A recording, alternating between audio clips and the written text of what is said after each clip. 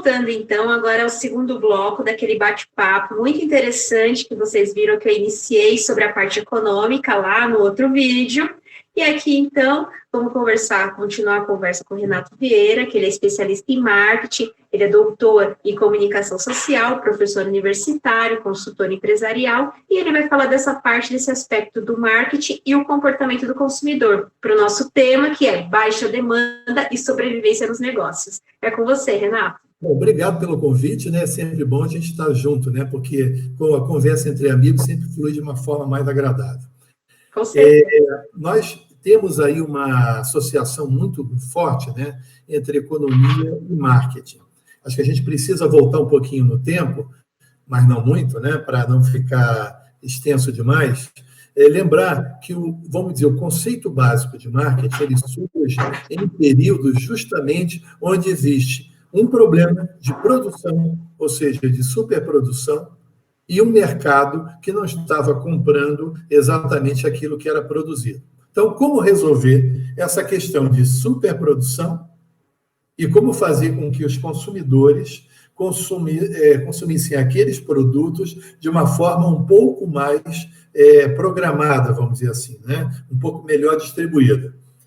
Nós tínhamos um problema de economia de escala, e isso, naquele momento, estamos falando de mais ou menos 100 anos atrás, aproximadamente, vamos dizer, início do século XX, empresas não tinham noção do potencial e do tamanho do seu mercado consumidor. Vamos lembrar que nós estamos falando de grandes impérios industriais que fabricavam carros, que fabricavam produtos básicos, seja de alimentação, de higiene, etc. Isso começou realmente, foi o nascedouro da moderna, vamos dizer, sociedade de consumo. Mas com esse problema, ou seja, adaptar, fazer com que as empresas produzissem aquilo que o mercado potencial poderia consumir. Então, o marketing entra exatamente nesse meio para tentar solucionar produção versus consumo. Tá? Então, dentro dessa realidade, a gente tem os fatores chamados externos e externos. Externos e internos, onde você tem a realidade que você não controla, mas você sofre os efeitos diretos, e aquilo que são as variáveis que você estão na sua mão para poder, vamos dizer, fazer a sobrevivência e também o funcionamento do negócio desde o seu nascedor. Isso é importante. Alguns itens nós já colocamos no primeiro bloco, que é como a empresa está formatada, a sua organização, os seus custos, a sua estrutura. Tudo isso faz parte o quê? De um olhar para dentro. E, principalmente, o quê? Que produto eu estou produzindo, a que custo, tá? E se eu tenho público para consumi-lo.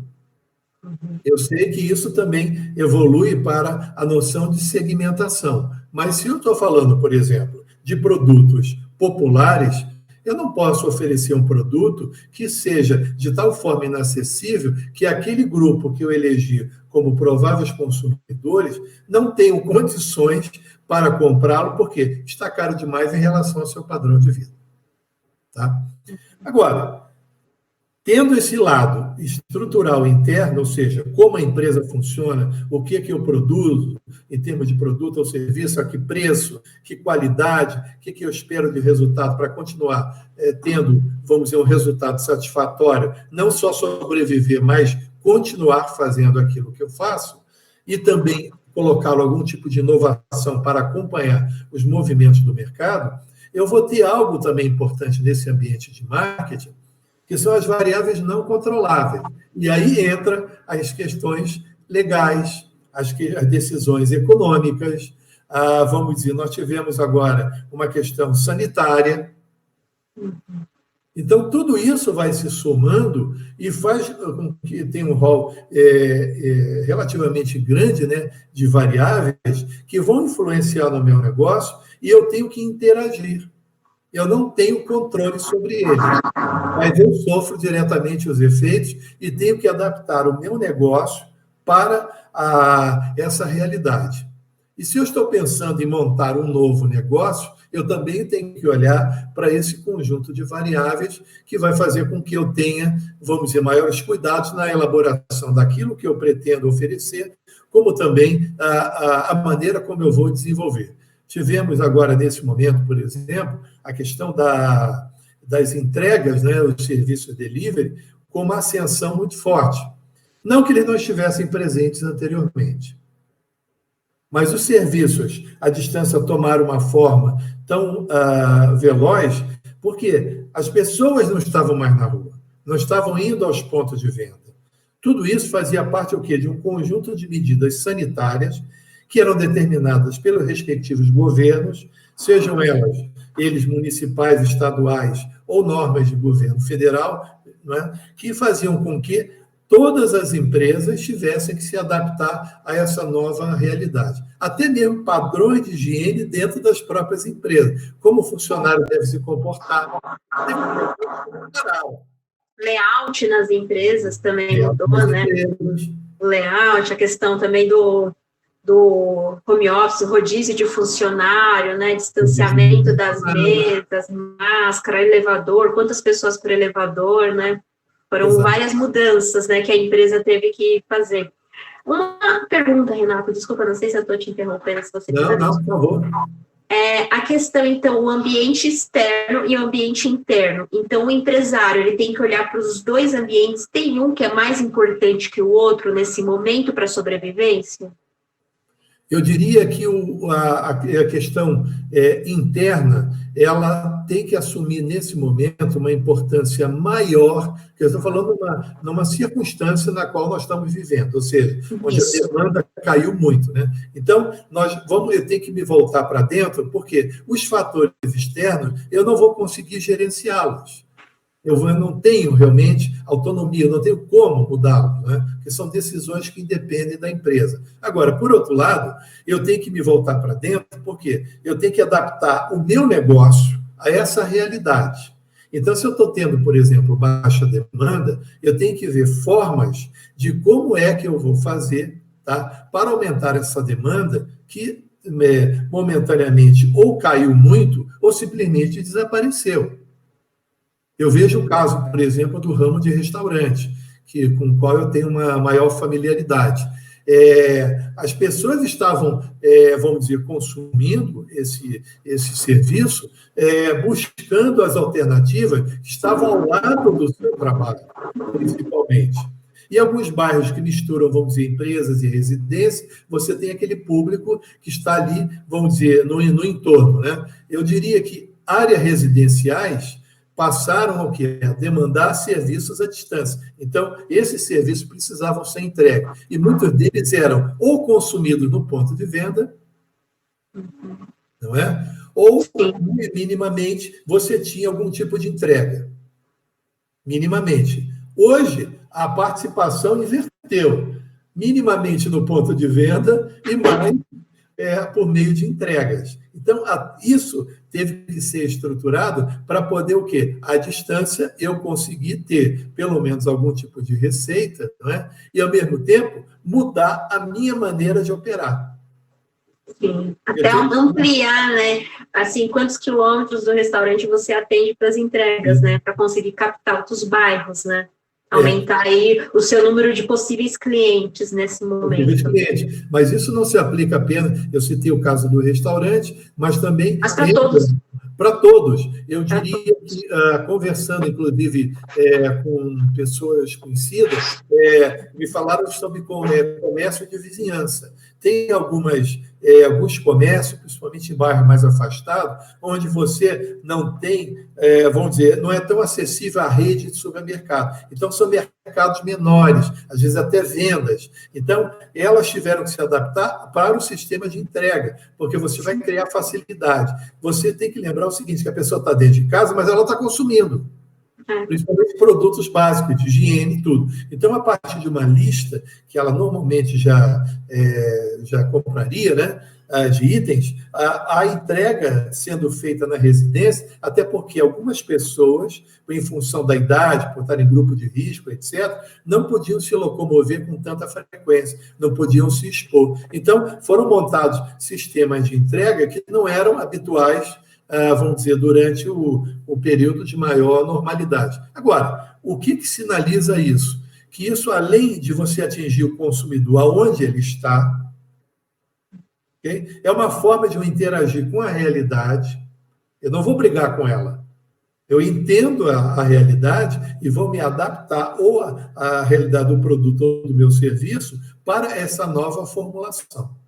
Nossa, isso que você falou, eu lembrei que eu vi, acho que foi nesse domingo, que tem comunidades, favelas, que não conseguem justamente comprar por esses serviços, porque o entregador não entra lá para entregar a moto, por 1000 fatores, não entra moto, bicicleta, e também às vezes não tem número, não tem rua, então você nem consegue passar um endereço para receber a entrega, pode ser por qualquer tipo de compra, até para comprar, no caso, uma luminária. Então, assim, isso daí cria uma grande dificuldade, então, porque você está marginalizando ainda mais essas pessoas que, no momento que elas não podem sair de casa, elas não conseguiram nem consumir o serviço delivery. Exatamente. Aí eu vi um aplicativo que foi feito em Salvador, justamente que uma pessoa da comunidade falou assim, como? Nós não estamos conseguindo consumir. E eles fizeram um aplicativo lá da comunidade, eu não lembro qual é o nome agora, que justamente era isso, que eles iriam conseguir pontuar cada residência para conseguir fazer essas entregas. Então, eu achei isso muito interessante, porque eu falei, nossa, eu não tinha pensado nisso, você olhar o Rio de Janeiro, que você até conhece bem, como é que é feita essas entregas lá? Então, a pessoa mora ali no morro e ela não conseguirá consumir delivery, não conseguirá comprar alguma coisa de uma loja para fazer uma entrega. Então, você vê, assim, um grande desafio que se tem, então, para esse setor, se quer trabalhar esse canal de venda, de entrega delivery, como tratar isso daí.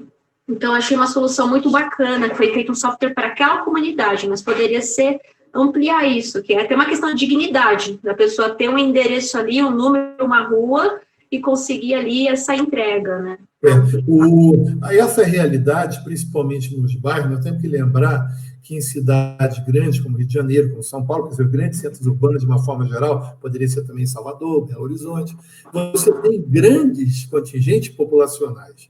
E, às vezes, a prestação de serviço, vamos dizer, ela nunca foi muito adequada. Exatamente. Serviços públicos, serviços privados, até mesmo pequenos comércios. E você pega, por exemplo, a questão dos produtores agrícolas, até pequenos produtores agrícolas. Eles normalmente são fornecedores de pequenos comércios, né? E, vamos dizer, e alguma coisa do médio varejo. Então, eles já fazem isso com uma certa frequência. O que aconteceu? Muitos dos restaurantes estavam fechados, então eles estavam deixando de vender.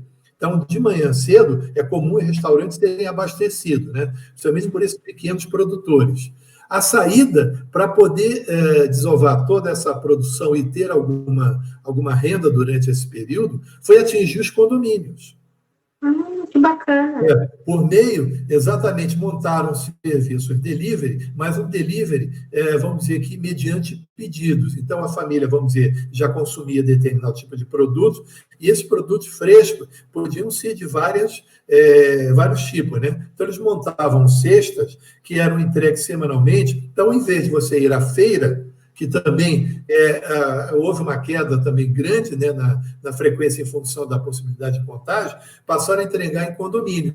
Então, esses pequenos produtores se adaptaram ao seu modelo de negócio e eu tenho certeza que, mesmo após esse período, vamos dizer assim, de adaptação, né, por conta dessa realidade mais dura, esses serviços vão continuar, porque, além de pequenos comércios, vamos dizer, mais ligados à alimentação e pequenos supermercadistas, etc., as residências, condomínios e comunidades também são alvo de potenciais consumidores exatamente daquilo que eles têm para oferecer. Bacana. Tem algo para completar? Então, eu diria que tem duas coisas aí que, vamos dizer, que é o somatório, né? É olhar as variáveis que você não controla, que são externas, as variáveis que estão ligadas diretamente ao seu controle e ao funcionamento do seu negócio, e você tem que olhar para toda a formatação, desde a estrutura, como funciona, seu preço, sua clientela, e claro, a questão de utilizar as ferramentas de marketing, porque se o cliente ele está distanciado, você tem que manter essa aproximação utilizando as formas principalmente da comunicação digital. E hoje você já tem soluções muito mais baratas do que no passado para manter acesa a lembrança do que você é, do que você representa, principalmente no seu entorno. Tá? Não contando apenas com aquele fluxo de pessoas que entram e saem em determinadas regiões. Você tem regiões, principalmente na grande cidade, que as pessoas chegam e depois saem, não é? E depois? Os escritórios ficam vazios, não é? Não tem aquele fluxo tão grande de pessoas, mas onde elas estão? Elas estão nas suas casas, elas estão atuando talvez de forma remota, né? Em função aí dessa realidade. Então, como é que eu posso atender a essa variedade de público, né? Com comportamentos completamente diferentes? Aí eu tenho que medir, porque tem que fazer conta, não é? O consumo está muito ligado a produto disponível, mais renda disponível, mais público. Caso contrário, agora, como atingir tudo isso? Né? Houve perda de renda? Houve. Meu produto está adequado a essa nova realidade? Sim ou não? Será que eu tenho necessidade de desenvolver algo um pouco mais diferente daquilo que eu fazia? É algo a pensar. E como é que eu vou atingir esse público? Aí eu tenho que repensar a minha maneira de agir. Se não é presencial, pode ser remoto. E, de repente, eu posso estar desenvolvendo uma outra formatação que, para o futuro próximo, pode significar realmente não só a sobrevivência, mas um salto até no faturamento daquilo que eu faço. Bacana. Sobre isso, Renato, eu até já fiz um conteúdo, mas ainda não está no canal, em breve estará, que é elasticidade preço da demanda, que eu explico exatamente se você não consegue, se esse preço já está com a sua margem ali de lucro, você não consegue reduzir esse preço, dada a quantidade do produto, já que você vende, sei lá, um produto de 100 gramas, você vende aquele preço, não tem como reduzir, senão você não cobre os custos, e não vai ter a sua margem ali de lucro, por mais baixa que seja. Então, eu explico qual estratégia a empresa pode ter para não mexer na sua margem de lucro, mas conseguir ampliar aí suas vendas, seu faturamento bruto. Então, exato. É um vídeo bem bacana que em breve eu vou postar aqui, claro. Que aí então eu vou mais na parte teórica, mas eu trago aí exemplos práticos do que o empresário pode fazer. E só complementando, lembrando que tem determinadas ações que podem, vamos dizer, atingir o consumidor da forma negativa. Tá? Então, por exemplo, pacotes de leite em pó, que eram vendidos, né, entre 500, 400, 500 gramas. Tá? Hoje, sendo vendidos a 300 gramas. O consumidor se ressente. E não é só para adaptar a realidade ao poder aquisitivo. Muitas das vezes é porque não houve redução de preço. Pagando mais e recebendo menos. Essa é uma relação complicada na cabeça do consumidor. É exatamente isso que eu trato no vídeo. Eu até trago o exemplo do chocolate em barra, que eu falo, antes era 200 gramas, agora está em 80. Mas o tamanho, você olha, parece o mesmo, mas a quantidade é menor porque ficou mais fino, papel higiênico, como você falou aí, tem achocolatado, leite em pó. Então, tem algumas marcas que trabalharam isso exatamente para... Eles não reduziram o preço, reduziram só a quantidade e mantiveram a margem. Mas para alguns negócios agora, parece que vai entrega até mesmo restaurante, parece que é um caminho a se seguir. Até mesmo porque tem pessoas que estão em casa sozinhas. Então, ela vai comprar uma pizza, até brotinho é grande para ela, mas ela quer consumir uma pizza.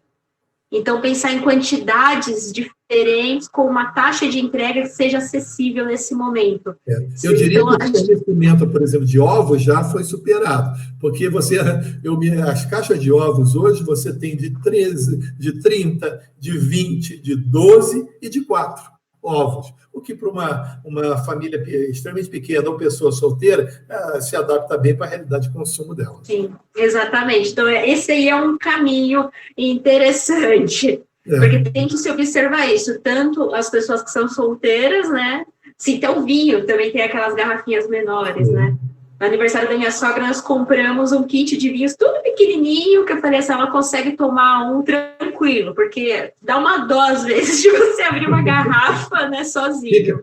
Fica alegrinha, mas sem excesso, né? Sem excesso, sem ressaca. Maravilha. Você tem algo a complementar do marketing ou podemos ir para o próximo bloco? Podemos ir para o próximo bloco.